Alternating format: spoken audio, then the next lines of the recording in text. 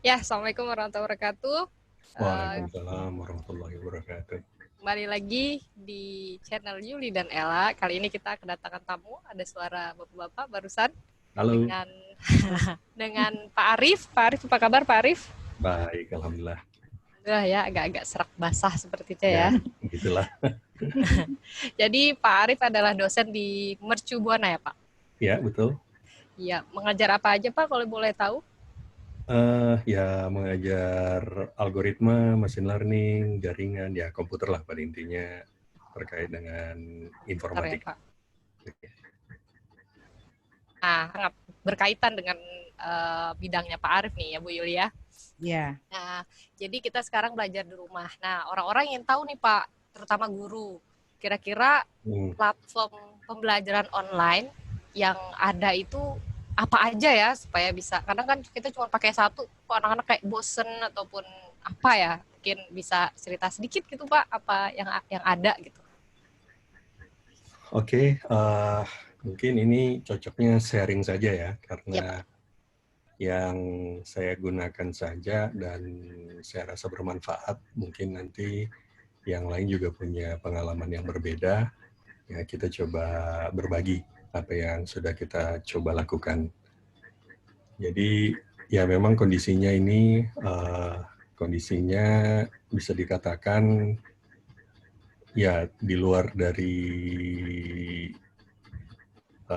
yang sudah direncanakan ya dari proses pembelajaran. Kami juga di kampus diminta untuk mengubah pembelajaran yang tadinya tatap muka menjadi pembelajaran online.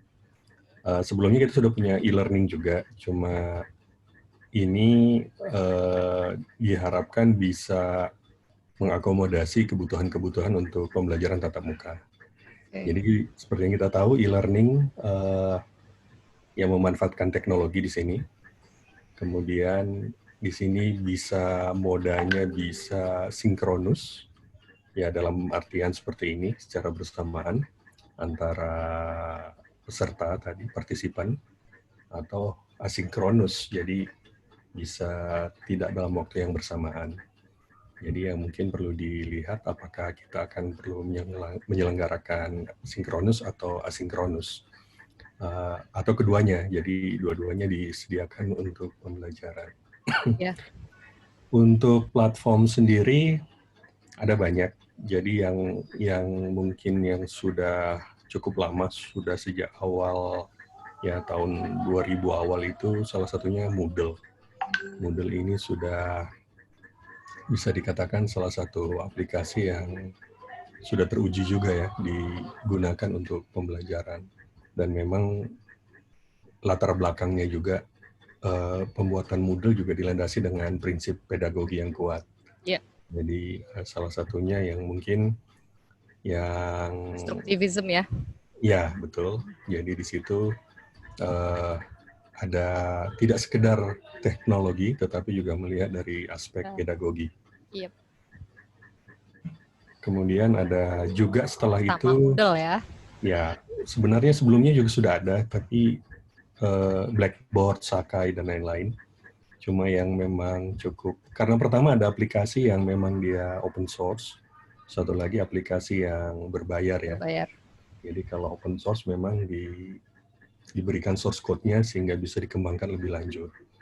Nah ini open source ini yang memang akhirnya muncul komunitas di situ yang membuat berbagai plugin, termasuk Teams untuk memperluas fungsi dari Moodle itu sendiri. Kemudian ada aplikasi lain juga yang basisnya ini dia menyediakan layanan dalam bentuk cloud gitu, seperti Google Classroom atau Canvas. Canvas. Canvas ya. Kalau universitas-universitas Amerika banyak yang menggunakan Canvas. Sekarang ada satu lagi Schoology. Kalau saya perhatikan ya, di Australia itu banyak sekali yang pakai Moodle. Karena ya memang produksi atau dibuat oleh Martin Dogames emang ya, dari Australia. jadi ya mereka cukup ini ya. Temennya Bu Yuli tuh. Ya, temannya Bu Yuli itu. Jadi ya pada prinsipnya teknologi ini kan supporting ya, fasilitas bisa kita bilang seperti itu. Kalau fasilitas itu sendiri kan dari bahasa asalnya kan fasil ya, fasilitas fasil. Itu dari bahasa Latin, fasil itu masih dipakai juga di bahasa Spanyol. Tahu nggak artinya fasil? Enggak, kan orang Spanyol. Bukan orang Spanyol. Fasil itu artinya mudah. Oh gitu ya. Ya makanya apapun yang kayak teknologi ya memudahkan semua orang ya. Ya, betul. Jadi dari teknologi memang dibuat untuk memudahkan kehidupan kita ya. Termasuk banyak hal-hal yang tidak Kalau bisa tambah sulit berarti bukan fasilitas namanya ya. Betul. Ini kelihatannya tambah sulit sekarang. Tapi sulit dan tidaknya kan tergantung bagaimana. Iya. Ya banyak kondisi sebenarnya. Karena ada kesulitan bukan di sisi dari perangkat lunaknya, tapi dari sisi akses misalnya. Dari internetnya. Ya, kemudian juga dari masalah tadi juga aspek dari orangnya, kebudayaannya yang berbeda. Jadi banyak, ya kita melihat sih aspeknya macam-macam. Sama juga ketika kita memindahkan, ya ini juga keputusannya sangat mendadak ya. Saya juga diminta menyiapkan dalam 1 minggu sistem untuk pembelajaran online. Ya, di luar yang tadi Pak? Yang untuk di kampus ini. Jadi untuk keperluan kampus. Padahal kampus Bapak udah punya ya sebenarnya ya? Sudah punya, betul. Cuma memang tidak semua dosen memang mengajar e-learning kan. Jadi hanya sebagian dosen-dosen tertentu. Dan kita juga waktu itu masih blended learning, bukan full e-learning semacam ini. Jadi masih ada tatap mukanya, masih ada e-learningnya. Jadi diminta untuk menyiapkan 1 minggu sekitar, yang sudah e-learning itu ada 1.500 kelas, yang belum e-learning ini ada 3.600, 700 kelas. Jadi kita nggak mikirin itu ya Bu Yulia, kita prodi aja dulu. 3.000 kelas. Jadi yang kita pikirkan itu Bapak mikirin semua tuh Pak, mantesan sampai batu. Nah, kita ada tim. Pertama memang langsung dibentuk yang namanya gugus tugas ya, task force. Jadi ini kerjaan yang memang mendadak, jadi dibentuk gugus tugas dan diberi kewenangan untuk melakukan yang diperlukan ya. Oke, tapi sebentar Pak, berarti kalau di kampus Bapak hanya menggunakan Moodle ya e-learningnya untuk semua dosen untuk saat ini ya? Karena sebenarnya kita ada Google Classroom juga, jadi sejak 2013 kita diberi, ini juga gratis ya, sekolah-sekolah juga bisa pakai, manfaatkan. Ada program yang namanya Google Suite for Education. Iya, Google Suite ya. Dulu namanya Google Apps for Education. Jadi ada yang kategorinya yang standar, itu diberikan free, ada yang premium kalau nggak salah, itu yang berbayar ya. Nah, kita sejak 2013 itu diberikan, dan sudah termasuk di situ email, Google Drive, termasuk Google Classroom, dan layanan lain. Dan layanan Google kan polanya mereka terus bertambah gitu. Jadi kita mendapatkan banyak developer ya. Ya, jadi dari yang tadinya sederhana, saya pakai Google Classroom dari yang versi sederhana sampai yang sekarang sudah tergabung dengan fasilitas untuk grading. Sebelumnya tidak ada grading. Oh iya, jadi grading belum, yang udah ada. Ya. Jadi kalau misalnya dari semua itu yang maksudnya gini, kan Moodle ya cukup complicated ya, artinya untuk pemula ya. Nah, kalau nggak ada admin. Jadi kalau untuk guru-guru ataupun kita atau dosen yang baru belajar, sekolahnya atau institusinya belum menyiapkan seperti kayak Bapak yang menyiapkan kan untuk dosen-dosen kan. Jadi untuk guru-guru sebenarnya bisa, ya ini memang kalau memang pengelolaan mereka menghandle sendiri gitu. Betul, sampai 4.500 kelas ini, hampir 5.000 lebih malah. Itu memang untuk melakukan pembelajaran online ini bisa, ya paling mudah sih Google Classroom. Itu cukup mudah ya. Akun Gmail, itu bisa langsung memulai. Tetapi juga Moodle ini juga ada beberapa layanan cloud yang bisa digunakan secara gratis juga. Contohnya Moodle Cloud itu free, satu lagi Gnomio, Gnomio. Ini bisa dipakai juga oleh guru-guru jika tidak ingin atau hanya menggunakan fitur-fitur standar ya. Tapi emang terbatas ya? Ya, jadi dia terbatas dari jumlah partisipan dan storage ya. Yeah. Jadi beberapa memang ada ya kalau kita ingin menambahkan kapasitasnya ada biayanya lagi. Tetapi untuk yang kebutuhan umum itu bisa dipakai dua layanan tadi, Binomio dan Moodle Cloud.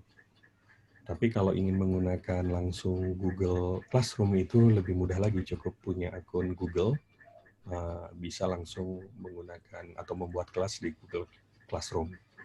Ya kayaknya kalau di sekolah ataupun di kampus ya, kan kebetulan saya cek ya mahasiswa, dosen-dosen pakai apa gitu. Dan sebagian besar memang menggunakannya Google Classroom, WhatsApp ya. Jadi mereka itu misalnya di grup, punya WhatsApp grup, kemudian upload paparannya, kemudian mungkin ada recording recording paparan gitu loh maksudnya. Jadi terus sama diskusi ada di situ.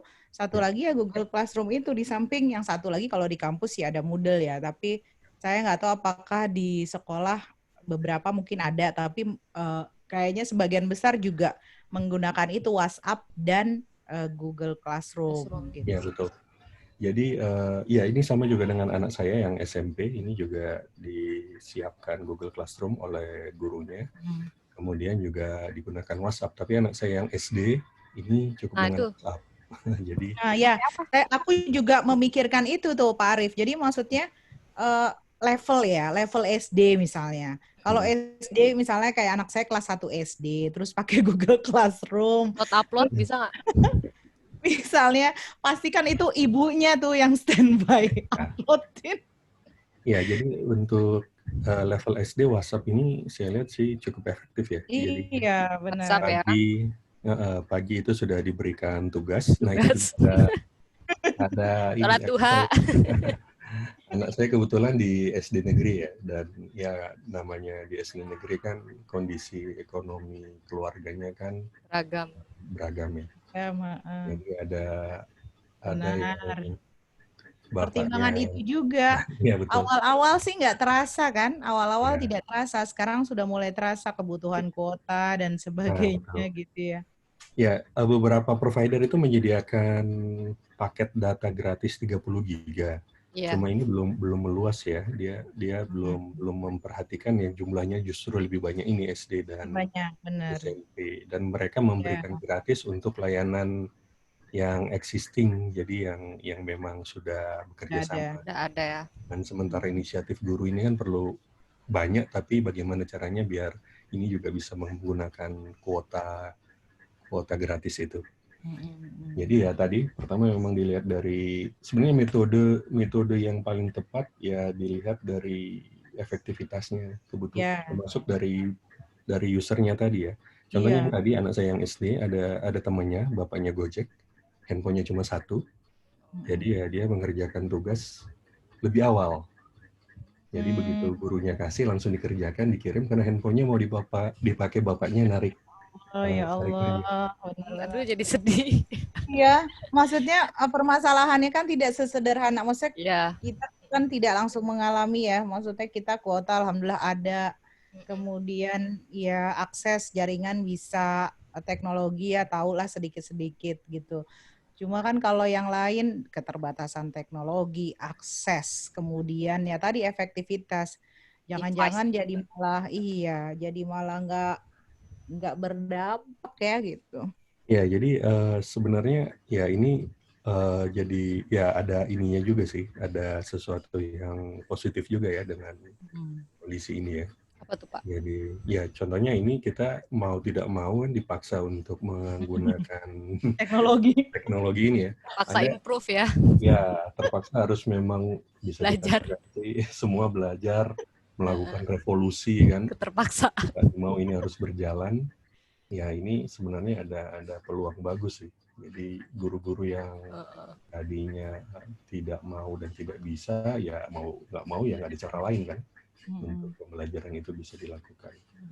Ini sebenarnya Mungkin ya, Bu Yuli ada dan beberapa di kami juga dosen akhirnya mereka gimana tuh, Pak? Ya, jadi ada yang mengatakan kita coba buat sistem yang memang sudah kita siapkan kelasnya. Jadi kelasnya sudah ada, mahasiswa kita masukkan juga. Jadi mempermudah ya. Iya, Jadi itu dosen itu mahasiswa sih tidak ya. perlu enroll. Kok Iya, yang jadi kayak begitu masuk KRS dia udah kita buatkan semua lah. Kelas-kelasnya sudah jadi tinggal jalan. ya masalahnya kemarin kan kita dalam keadaan tidak siap gitu ya Pak. Maksudnya Ya, sebelumnya emang dipersiapkan untuk face to face pembelajaran kita gitu. ya jadi Mungkin ya, ada yang blended, tapi kan blended gitu memerlukan face to face juga. jadi ya, ya ada beberapa dosen akhirnya meminta cara lain ya. Kami sampaikan silahkan saja koordinasi dengan Mahasiswa. prodinya dan mahasiswanya. Yang pertama adalah dipastikan semua mahasiswa bisa mengikuti metode dosen tadi. Ada yang pakai WhatsApp dan email ya. Iya. Yang kedua itu adalah ya direkam semua bukti-bukti pembelajarannya. Karena kalau kami kan swasta itu harus jelas ya dosennya ngajar, mahasiswanya apa datang, kemudian ada transfer knowledge-nya, apa materinya. Jadi kita minta itu aja. Degree juga harus jelas kok Pak. Gitu. Jadi memang detail kita minta. Boleh silakan. Kalau di sistem kan terekam semua. Iya, lebih enaknya sistem seperti Moodle tuh terekam ya. Terekam semua detail. Bahkan kita bisa di sistem e-learning satunya itu kita sampai bisa menentukan mahasiswa hadir atau tidak. Jadi kalau dia tidak ada aktivitas sama sekali, tidak isi forum, tidak mengerjakan kuis, tidak login, tidak download materi, ya kita bilang dia tidak hadir. Iya. Jadi ya kita minta dibuatkan saja sih bukti-bukti bahwa ada proses pembelajaran di situ, ada komunikasi dosen dengan mahasiswanya. Tapi kan sebenarnya konsep pembelajaran online learning ya, maksudnya mungkin pandangan Pak Arif dan Bu Yuli. Sepertinya misal kayak MOOC ya, saya ngikutin beberapa misal kayak di edX ataupun Future Leaders, Future Learn misalnya itu sebenarnya pembelajaran untuk apa ya, sesuai dengan pace ataupun kecepatan apa ya peserta didiknya kan sebenarnya ya. Ya, jadi ini beberapa mekanismenya kalau MOOC kan dari M-nya itu namanya Massive Open Online Course. Massive Open Online Course. Jadi dari jumlah pesertanya, karena ini masif, itu dia bisa sampai ribuan. Ya. Bisa 5.000, bisa 10.000. Nah, dari jumlah yang masif ini, akhirnya beberapa memang tidak bisa dibuat di cover ya. Karakteristik peserta didik itu tidak bisa tercover. Jadi beberapa akhirnya di MOOC itu, yang termasuk saya juga ikut beberapa MOOC, mereka membuat, memang sudah dirancang pembelajarannya sudah rapih lah di situ di MOOC. Jadi mulai dari materi, assessment, videonya sudah ada. Tapi yang susah di situ kan dosennya tidak bisa menghandle sebanyak orang itu kan yang mengikuti. Sehingga di MOOC ini dibuat mekanisme yang namanya peer assessment. Iya, saling mengomentari, saling mengomentari, saling bantu, saling menilai. Kemudian di situ juga ada pernyataan bahwa kita memang mengerjakan itu dengan apa istilahnya code of conduct-nya lah, jangan ada cheating-nya dan lain-lain. Karena itu udah tidak bisa mereka periksa kan. Jadi itu kembali ke masing-masing peserta MOOC, kemudian assessment-nya itu dibuat peer tadi. Jadi kalau kita buat satu tulisan gitu, yang nilai bukan dosennya. Yang nilai itu ya teman kita juga yang ikut course yang sama. Nah, jadi ya itu isu assessment juga menarik ya, terlepas dari ethics juga banyak ya nanti ya. Ini siapa yang mengerjakan? Ya, copy paste bisa ya. Masalah assessment ya. Jadi mungkin kalau Pak Arif kan tahu misalnya nanti kita mau butuh apa nih, mau pilihan ganda berarti ada apa saja. Terus kalau misalnya kita esai, mungkin ya sekedar upload lewat WhatsApp, lewat email, lewat apa mungkin bisa gitu.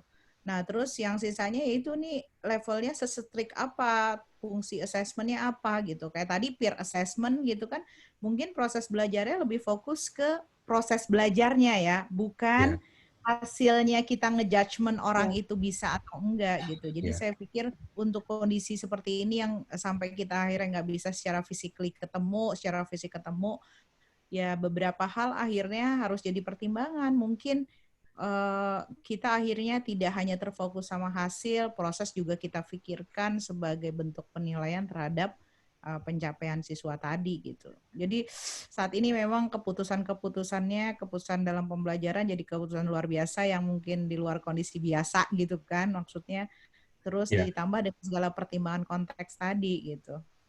Iya, kalau ini konteksnya nanti untuk guru-guru ya. Ya, jadi bisa guru, bisa dosen. Karena dosen juga mengeluh, Pak. Misalnya kalau mahasiswa kan, iya maksudnya kalau dosen mungkin ya mahasiswa lebih mudah di ini gitu ya, karena dia lebih bisa lah mengakses dan segala macamnya. Tapi dengan mahasiswa, dengan mata kuliah misal 24 SKS dalam satu semester, terus dia harus melihat layar terus, HP terus. Katanya tadi saya bilang, tadi Bu, sekarang ada apa namanya, ada penyakit baru katanya. Iya. Ya, jadi dosennya juga masalah gitu, Pak. Mata sakit, pinggang sakit. Iya benar, nggak bergerak kan? Ya, jadi ini ada yang menarik juga di keputusan di kampus kami ya. Jadi e-learning kita namakan ini POS ya, pembelajaran online sementara atau temporer. Dan ini kita hanya buka mulai jam 7 sampai jam 10 malam. Setelah itu kita tutup. Kita tuliskan di situ, gunakan waktu untuk beristirahat.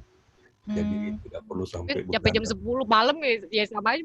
Ya, karena kita ada kelas malam ya, kelas malam ya bener. Mereka jam 10 ada yang masih. Jadi ya jam 7 baru kita buka, jam 10 kita tutup. Ya, setelah itu mereka ya istirahat. Jadi, ya mengingat kondisinya memang seperti ini ya. Kalau mereka juga harus dipaksa akhirnya begadang tengah malam, mengerjakan tugas yang banyak dari dosen. Ya kita berusaha cuma memindahkan saja yang tadinya di ruang kelas itu menjadi pembelajaran online. Waktunya pun diharapkan sama dengan jadwal yang ada. Jadi jangan nanti dosen pindah gitu, nanti kita jam 10 malam ya atau jam 9 malam ya sesuai aja. Kalau jam 9 pagi jadwalnya ya dia sudah siap gitu dosennya di situ, mahasiswa juga siap. Nah, itu salah satu yang kita buat untuk mengatur pola tadi ya. Karena nanti kan setelah ini selesai kan kembali lagi tuh. Bahkan ada beberapa yang saya tahu anak-anaknya itu disuruh pakai seragam sama bapak ibunya.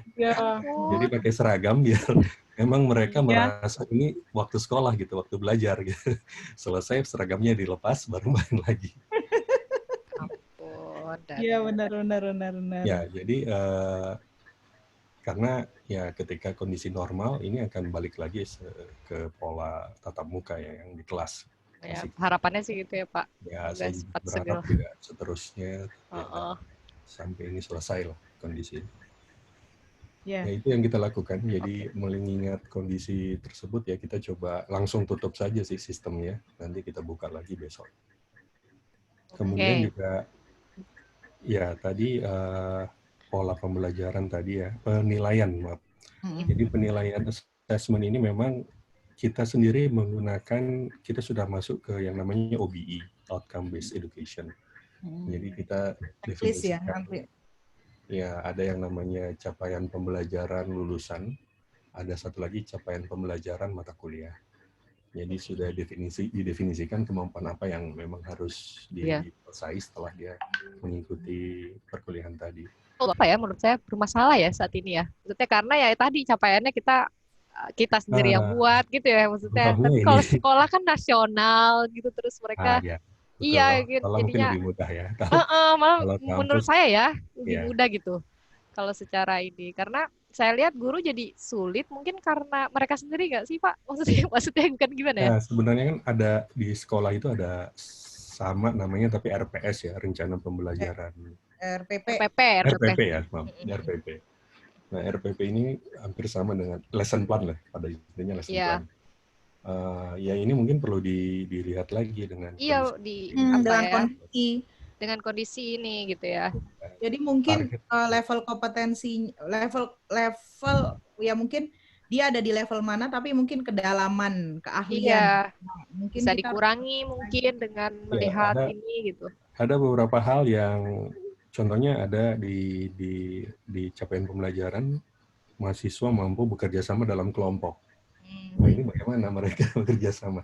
Keluar rumah juga. Bisa dari forum gitu, kita buat forum. Nah, ya bisa memang. Tapi memang harus kreatif gurunya lagi sih. Nah, ini juga buat lingkungan pembelajaran ya Bu Il ya. Tatap muka. Menggantikan itu. Harus ada compensate namanya ya. Kompensasi apa istilahnya? Kalau misalnya tugas yang harus selesai 1 minggu ya, saya buat akhirnya 2 minggu, kayak gitu-gitu. Oh ya. Jadi terus tugas yang bisa sebenarnya dibagi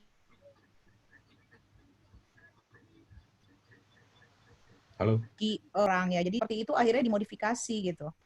Ya, bisa. Ya, ini akhirnya memang perlu melihat lagi assessment sih memang. Jadi ini jadi isu lagi. Kalau bahkan kami diminta persiapan nih kalau sampai UAS ternyata kondisinya diperpanjang gitu ya. Jadi ya ini perlu ditinjau lagi. Tapi kalau balik lagi ke teknologi yang bisa digunakan, jadi memang tadi kan ada apa kita gunakan? Ya Moodle ya tadi udah. Google Classroom. Bukan yang penilaian mungkin maksudnya. Ya, yang penilaian. Jadi penilaian ini ya mungkin. Oh ya, apa tuh? Ya, dari sisi dosen kan kadang ya tadi ya, kalau apalagi yang ngajar kelas banyak tuh, kadang waktu untuk menilainya udah cukup lumayan ya sebenarnya. Kalau memang benar-benar mau menilai itu waktu yang diperlukan itu lebih banyak. Nah ini kita coba bantu juga dengan teknologi. Apa tuh Pak? Jadi mempermudah. Nah contoh yang terintegrasi ya Moodle kan sendiri sudah ada question bank. Makanya kemarin dulu skripsi saya pakai Moodle untuk ujian online Pak, karena yang lainnya saya coba nggak bisa masukin kayak superscript. Kimia kan harus H2O, tanda apa, panah apa, nggak bisa yang lainnya. Ya, teknologi assessment ini banyak, apalagi kita kan di level di ujian nasional sudah dikenalkan ujian nasional berbasis komputer, UNBK. Jadi di sekolah-sekolah sendiri sudah mulai. Misalnya guru yang menghandle sendiri gimana tuh Pak? Ya, betul. Ada juga banyak aplikasi yang dibuat dari sekolah sendiri, aplikasi maksudnya dari komunitas sekolah, mereka membuat aplikasi untuk assessment. Jadi di situ nanti ya bisa digunakan nanti untuk ujian semester atau ujian sekolah, itu bisa dipakai juga. Dan bisa dikerjakan menggunakan handphone. Jadi handphonenya pun nanti diproteksi sehingga memang hanya digunakan untuk ujian saja pada saat itu. Nanti ya kalau kejadiannya itu ya. Ya, tapi itu rancangannya sebenarnya untuk di ruang kelas, jadi ada proktor di situ. Oh, tetap sinkronus juga ya. Ya, jadi mereka harus pada satu tempat yang sama. Juga. Nah, sebenarnya yang di luar ujian online ini ada yang meminta webcamnya diaktifkan, jadi dia melihat. Oh, benar juga tuh pakai webcam ya. Ya, jadi apakah benar dia bekerja? Dia mengerjakan, atau dia dan diarahkan ke layar ya, diarahkan ke layar. Cuma ya ini biasanya perusahaan-perusahaan besar seperti Google, Facebook itu kalau mau merekrut seperti itu. Jadi mereka kasih tugas soal gitu dikerjakan, kemudian dilihat programmernya itu pakai webcam. Kalau memang benar dia mengerjakan sendiri, selesai dipantau lewat webcam tadi, tidak ada bantuan, ya berarti memang dia sendiri yang mengerjakan. Nah ini ya tadi dari sisi teknologi ya, gitu di Moodle sendiri bisa kita gunakan untuk assessment. Dia toolsnya sudah banyak sebenarnya untuk assessment. Tapi kalau di luar itu Pak, kalau guru-guru terutama guru ya, sih untuk guru pertama bisa memanfaatkan Google Form. Jadi Google Form ini kan biasa dipakai untuk mengumpulkan data ya awalnya. Jadi ada survei. Dia bisa dibuat multiple choice ya, dikasih poin ternyata. Itu dibuat multiple choice, dikasih poin, dibuat jadi untuk quiz. Bisa dibuat untuk assessment juga. Dan bisa diintegrasikan dengan Google Classroom. Satu lagi yang bisa dimanfaatkan, terintegrasi dengan Google Classroom, ada software yang namanya Quizzes. Quizzes ini saya pakai juga. Jadi soal quizzes ya. Jadi ada soal yang pilihan ganda, saya suruh kerjakan di quizzes, tapi soal yang essay mereka tetap kerjakan di kertas. Jadi paling tidak beban untuk memeriksa pilihan ganda kan sudah berkurang. Jadi saya hanya meriksa essay-nya saja.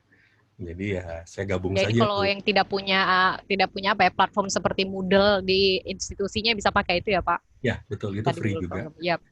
Dengan terintegrasi dengan Google Classroom. Jadi nanti nilainya langsung masuk tuh. Nilai dari quizzes langsung masuk di Google Classroom.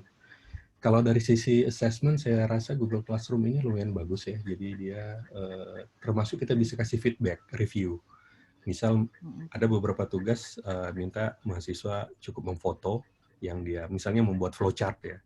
Tidak harus membuat di komputer, tapi gunakan saja kertas dan pensil. Hasilnya dia foto. Nah, foto kemudian diupload. Nah, saya bisa memberikan catatan di atas foto yang dia buat tadi, anotasi namanya. Annotation, kasih komen, mana bagian yang salah, mana yang harus diperbaiki. Jadi ya cukup mudah sebenarnya di Google Classroom, termasuk saya memberikan nilai dan mengembalikan ke mahasiswa nilainya. Nah, ini salah satu yang bisa dimanfaatkan juga guru-guru Google Classroom, gunakan assessment-nya. Dan karena kalau Kahoot gitu nggak bisa ya Pak, karena dia harus lihat layar, nggak bisa ya. Ya, Kahoot ini ya salah satu yang digunakan, saya di kelas menggunakan Kahoot, cuma harus, ya mungkin kita pernah pakai Kahoot juga ya dulu, di Bogor ya. Di Bogor. Ya, Kahoot ini kesulitannya tadi, tapi ada fitur juga kalau tidak salah, bisa, saya belum pernah coba, jadi bisa digunakan meskipun tidak dalam tempat yang sama. Nanti mungkin saya explore dulu ya, kalau memang itu bisa digunakan. Bisa sih, yang penting kan kodenya itu dimasukkan ya. Cuma memang dia yang penting ujungnya udah dapat skor aja, selesai begitu, nggak terlalu. Ya memang dia hanya untuk recall ya. Kita tidak berharap banyak. Fun juga sih ya kayaknya. Jadi kayaknya hanya level 1 lah, maksudnya dia hanya. Dan waktunya juga dulu-duluan ya, dibatasi. Dulu-duluan, nggak ngelihatnya aja. Yang lebih ini mungkin Quizzes bisa dikatakan. Quizzes satu lagi Google Form ya, digunakan guru-guru untuk penilaian. Jadi sudah tersedia, tinggal di-explore saja, digunakan. Tapi ada seperti anak saya yang SD ya tetap pakai WhatsApp, jadi soalnya di foto, kemudian kirim, dijawab lagi lewat WhatsApp. Back to the old fashion. Ya. Memang efektif sih, kalau kondisi seperti ini mana yang bisa dilakukan. Apa aja lah ya. Iya. Dan variasi itu penting. Terus jangan lupa, jangan kebanyakan kasih tugas, nanti nggak dinilai. Tuh, itu dia. Nih, sekarang lagi, itu. Iya, jadi satu-satu. Pemberian tugas dikaitkan dengan, kalau di kami ada CPMK ya, capaian pembelajaran mata kuliah. Jadi apakah tugas ini, kalau kami sebelumnya soal ujian itu direview dan nanti tugas juga direview oleh yang lain, tidak hanya dosennya saja. Jadi gitu ya, Pak? yang lain melihat dulu. Yang UTS UAS itu dilihat dulu oleh Kaprodi, kalau sudah oke, baru diperbanyak digunakan untuk ujian. Mantep. Paling nggak buat kontrol aja sih. Kadang kan beda dosen, kadang beda cara. Ya. Jadi paling nggak tidak terlalu berbeda satu dosen dengan yang lain. Bahkan di tim perumus OBI malah pingin cross gitu. Jadi soal ujiannya diperiksa oleh dosen lain. Jadi soalnya di cross apa? Yang kita ngoreksi kimia organik apa? Kagak ngerti. Ya itu baru wacana ya, baru ide ya. Tapi intinya bagus, cuma kita lihat implementasi aja sih, apakah bisa dilakukan atau tidak. Oke, Pak Arif, udah banyak sekali tadi ya, Ibu Yuli ya. Nggak kerasa udah setengah jam juga nih. Jadi intinya tetap udah setengah jam. Kemudian ya intinya ada 3 komponen ya, toolsnya orang yang deliver guru atau dosennya, kemudian mahasiswa ya. Termasuk kayak itu nanti hubungannya ke sarana prasarana dan prinsip pembelajaran itu sendiri. Ya silahkan Bu Ella Oke, itu nanti saya akan tuliskan di description box juga apa yang bisa dicari ya, mungkin tadi kurang terdengar gitu buat para pendengar, jadinya kita bisa tuliskan juga. Oke, terima kasih Pak Arif, Bu Yuli. Oke, terima kasih semua. Ya, terima kasih. Assalamualaikum. Tetap sehat ya. Waalaikumsalam. Amin. Terima kasih.